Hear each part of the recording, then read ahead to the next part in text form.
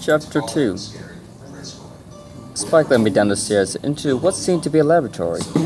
There were test tubes and beakers, mostly with the occasional strange-looking liquid. Having minor in chemistry, I have to say it looks like a nice setup. While Spike and I were crossing the room, we eventually reached the wall with the door. I had just realized how small doors are in Equestria. I mean, they fit for a pony, but if a human had somehow ever come here, he would have a rough time. I mean, they're like 5 feet. I'm about 4 feet now that I'm a pony, but still it's strange. Spike opened the door for me to reveal a small room with one bed and a few shelves filled with books. No windows. In fact, the only light comes from what I can assume are magic candles. Seeing as they're green, Spike turned to me and smiled to try to break the strange silence. So, where are you from? I like Spike, but he was on the show, contrary to most bronies. Well, I did my studies at Canterlot, but I originally came from the city of Manhattan.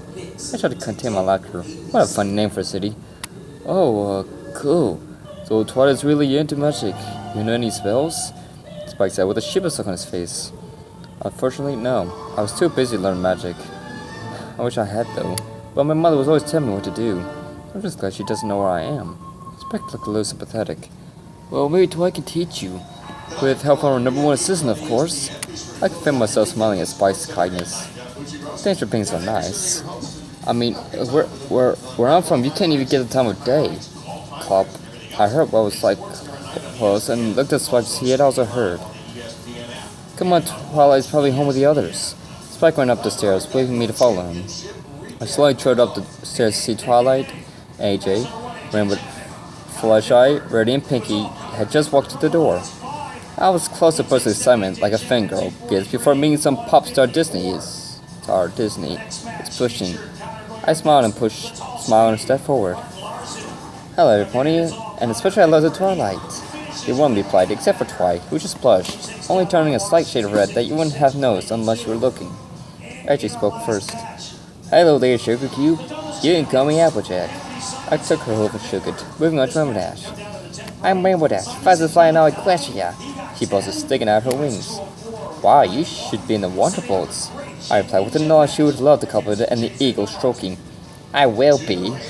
I laughed and turned, coming crazy for Fluttershy. I'm Flash. She was too quiet, of course.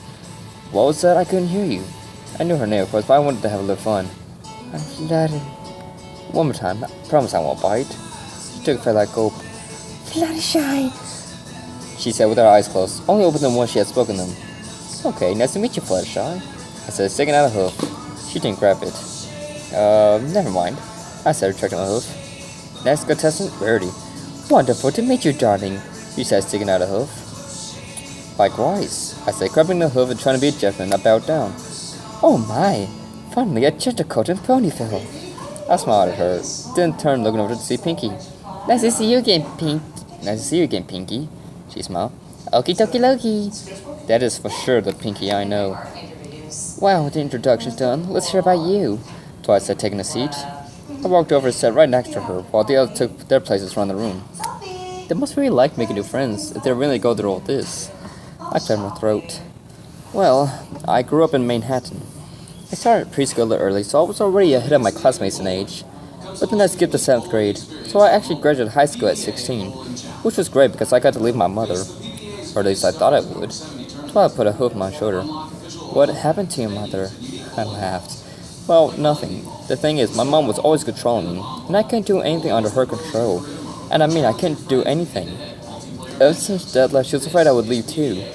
I had hoped I could escape Prairie College, but she moved there. Twilight interjected again. So, what did you study in school? I thought, do they have physics here? They must. Well, as you can see from my keynote mark, I got a PhD in physics. Particle physics is my specialty. The only one who was impressed was Rainbow. Oh, so you are an egghead like Twilight. She laughed at my expense. Well, yes, in a sense, but I wouldn't call Twilight an egghead. I saw her 11 and I'm pretty impressed. I looked over at Twilight and she blushed. That slight blush that I knew Twilight for. However, my comment had made Rainbow fall off laughing. Really a lab?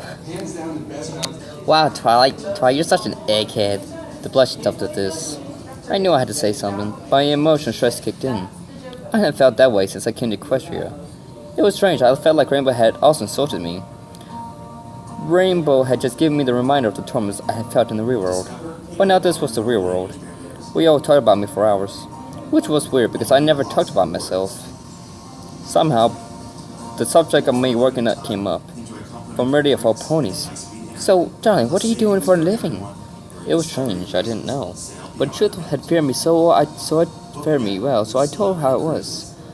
Well, I kind of don't have anywhere I'm working, but I do know I want to do something with magic. Rarity smiled. Well, darling, I could tell you how to do a gem finding spell, and you could help me find gems for my dresses. Her face lit up. This was perfect. A job and magic lessons.